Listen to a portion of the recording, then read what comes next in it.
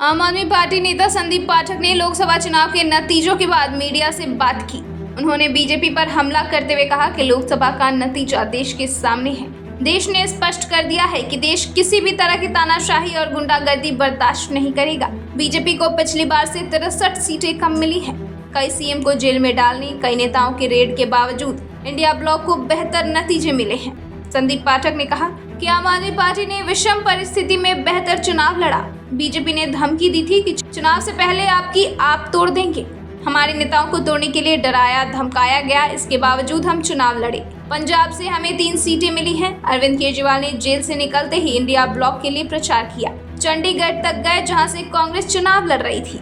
आप नेता संदीप पाठक ने कहा कि दिल्ली की बात करें तो यहाँ सीट पैटर्न है। लोकसभा में बीजेपी और विधानसभा में आपको वोट मिलता है, लेकिन इस बार उनकी जीत का मार्जिन बहुत कम है। पंजाब में 2019 में हमें 7% वोट और 1 सीट मिली थी। इस बार हमें 3 सीटें मिली हैं और 26% वोट मिला है।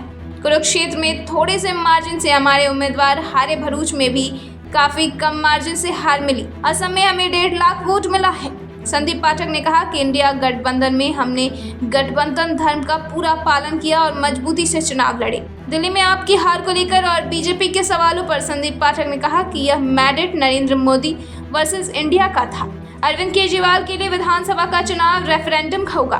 पंजाब में भी कम सीटें मिलने पर संदीप ने कहा कि पंजाब में अगर विधानसभा चुनाव से आप तुलना करें तो यह कम, लेकिन सभी चुनाव के अलग अलग मुद्दे होते हैं। हमने बहुत ही विपरीत परिस्थिति में चुनाव लड़ा। हमने पंजाब में बीजेपी को 0 कर दिया, चंडीगढ़ में हंस दिया। यह महत्वपूर्ण है।